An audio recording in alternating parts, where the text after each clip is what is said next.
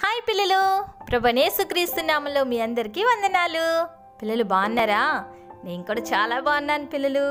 ఈరోజు మీకోసం wordless book గురించి చెప్పాలని ఆశపడుతూ ఉన్నాను. మాటలు లేని పుస్తకం. మాటలు లేని ఈ పుస్తకంలో చాలా ప్రాముఖ్యత ఉన్నది పిల్లలు. మాటలు లేవు కానీ మనతో మాట్లాడుతుంది. దీని ద్వారా సువార్తను మనం సులువుగా ప్రకటించవచ్చు. రక్షణ పొందిన ప్రతి ఒక్కరం కూడా సువార్తను ప్రకటించాలి.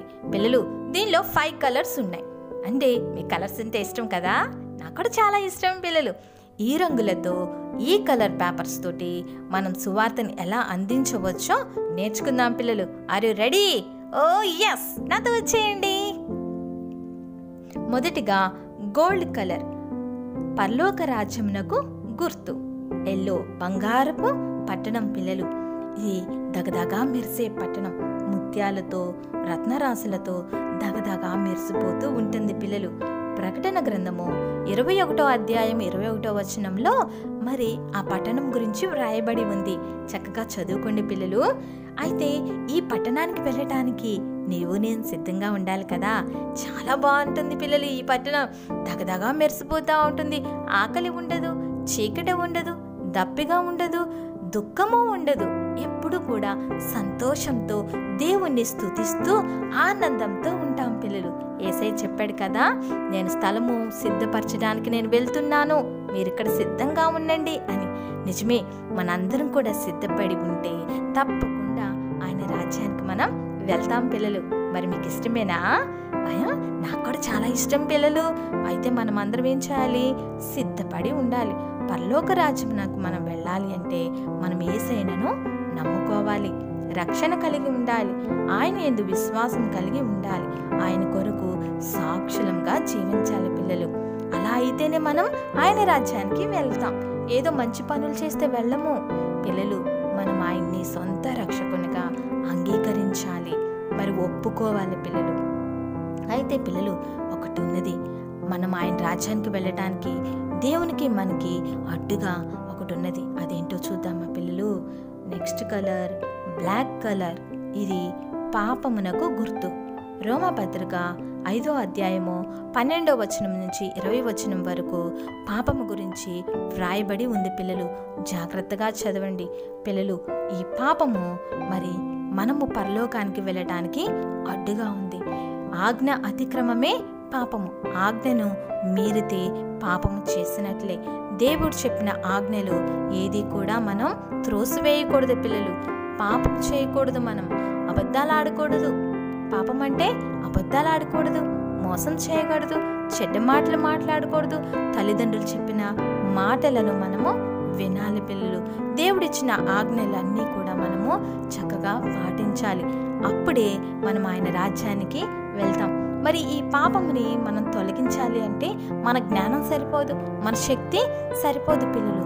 దేవుడు మరి మనం ఎవ్వరం కూడా నశించిపోవటం ఆయనకి ఇష్టం లేదు. సాతాను పాపము అనే బంధకంలో మనల్ని బంధించింది పిల్లలు. దాని నుంచి విడుదల చేయడానికి దేవుడు ఏం చేశాడంటే, వీరిలో ఎవ్వరు కూడా నశించడం నాకు ఇష్టం లేదు, ఎందుకంటే నేను వీరందరినీ నా హస్తాలతో, నా స్వహస్తాలతో చేసుకున్నాను వీరిని, కనుక వీరెవ్వరు కూడా నరకంలో ఉండటం నాకు ఇష్టం లేదని దేవుడు ఆలోచించి మరి ఆయన కుమారుని, మన ప్రభువైన యేసుక్రీస్తు వారిని ఈ లోకానికి పంపించారు. నెక్స్ట్ కలర్ చూద్దామా? Red colour. యేసు రక్తమునకు గుర్తు. హెబ్రీ వ్రాసిన పత్రిక 9వ అధ్యాయము 22వ వచనంలో వ్రాయబడి ఉంది పిల్లలు. దేవుడు తన కుమారుని ద్వారా మరి ఈ లోకానికి పంపించి పాప విముక్తి నుండి విడిపించటం కోసం తన కుమారుడైన ప్రభువైన యేసుక్రీస్తు రక్తం ద్వారా మన పాపములను కడిగివేసి నిత్య జీవ వారసులుగా ఉండటానికి సిలువలో రక్తాన్ని నీ పాపాల కోసం, నా పాపాల కోసం మరణించి పాపముల నుండి విడుదల, విముక్తి చేశాడు పిల్లలు. ఎంత మంచి యేసయ్య కదా పిల్లలు. ఎవరు చేస్తారు? మరి ఎవరూ చేయలేరు కదా. నీ పాపాలను, నా పాపాలను తన భుజముల మీద మోసుకొని వెళ్ళాడు. సిలువలో చివరి వరకు రక్తాన్ని కార్చాడు పిల్లలు. మరి ఈ రక్తం ద్వారానే ఆ పాపాలన్నీ కూడా కడిగివేయబడ్డాం. కడిగి వేసిన తర్వాత ఎలా ఉన్నామో తెలుసా పిల్లలు? నెక్స్ట్ కలర్ చూద్దామా? White colour. పరిశుద్ధతకు గుర్తు పిల్లలు. యోహాను సువార్త 1వ అధ్యాయము 12వ వచనంలో వ్రాయబడి ఉంది, మనం రక్తంలో కడగబడిన తర్వాత పరిశుద్ధంగా ఉన్నాం పిల్లలు. ఇలా పాపం జోలికి ఇంక మనం వెళ్ళకూడదు. మనం ఇప్పుడు ఎలా ఉన్నాము? పరిశుద్ధంగా ఉన్నాం, నీతిమంతులుగా మనం తీర్చబడ్డాం పిల్లలు. కనుక ఆయన వచ్చేసరికి పరిశుద్ధత కలిగి నిత్యరాజ్యంలోనికి వెళ్ళడానికి సిద్ధపడి మనము ఉండాలి. ఎందుకంటే ఇప్పుడు మనము మరి ఆ పాపం మనలో లేదు. ఏముంది ఇప్పుడు మనలో? పరిశుద్ధత ఉన్నది. దేవుని యొక్క పరిశుద్ధత మనలో ఉంది. మనం ఇప్పుడు నీతిమంతులుగా ఎంచబడిన వారంగా మనం ఉన్నాం పిల్లలు. కనుక మనం పాపం జోలికి మరలా వెళ్ళకూడదు. పరిశుద్ధత కలిగి ఉంటూ సాక్షులుగా ఉంటూ ఆయనలో ఎదుగుతూ ఉండాలి. అంటే ఏం చేయాలో తెలుసా పిల్లలు? Next colour green colour. ఎదుగుదలకు గుర్తు. ఆత్మీయ ఎదుగుదల మనలో ఉండాలి. 2 పేతురు 3వ అధ్యాయం 18వ వచనంలో చక్కగా వ్రాయబడి ఉంది. పిల్లలు, ట్రీస్ తెలుసు కదా, గ్రీనరీగా ఉంటాయి కదా, మొక్కలు చక్కగా గ్రీన్ కలర్లో ఉంటాయి.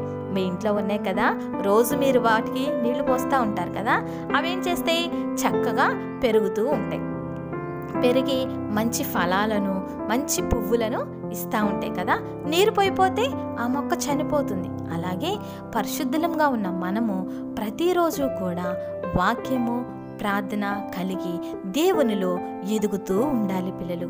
చక్కగా దేవునిలో ఎదుగుతూ ఉంటే ఆయన రాజ్యం వచ్చే సమయానికి ఆయన రాజ్య వారసులం అవుతాం పిల్లలు. అంతేకాని మనము ఆ చెట్లకి నీళ్లు పోయకపోతే ఏమవుతుంది? ఎండిపోతాయి కదా.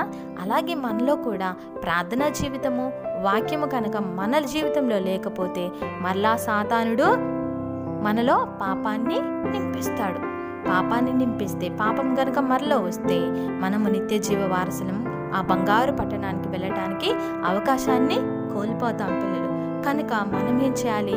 ప్రతిరోజు కూడా ప్రార్థన చేసుకోవాలి, వాక్యం చదువుకోవాలి. మీరు చక్కగా చదువుకుంటారు కదా పిల్లలు, నాకు తెలుసు మీరు ప్రతిరోజు వాక్యం చదువుకుంటారు, ప్రార్థన చేస్తారు పిల్లలు. అయితే ఈ విధంగా మనము మరి సిద్ధపడి సువార్తను ప్రకటించే వారంగా ఉండాలని కోరుకుంటూ ఉన్నాను. ఈ చిన్ని మాటలను దేవుడు దీవించును గాక. ఆమేన్. పిల్లలు, మీరు కూడా ఈ మాటలు లేని పుస్తకం ద్వారా మీ ఫ్రెండ్స్కి సువార్తను అందించాలని ఆశిస్తున్నారా? చక్కగా చెప్పొచ్చు. ఈ బుక్ని ఎలా తయారు చేసుకోవాలో నేను నెక్స్ట్ వీడియోలో మీకు చెప్తాను, సరేనా? ఈ వీటిని తయారు చేసి మీ ఫ్రెండ్స్కి, మీ పేరెంట్స్కి, మీకు తెలిసిన వారందరికి కూడా సువార్తను ప్రకటించి గిఫ్ట్గా ఇవ్వండి, సరేనా పిల్లలు? మరి నెక్స్ట్ వీడియోలో కలుసుకునే వరకు బాయ్ పిల్లలు.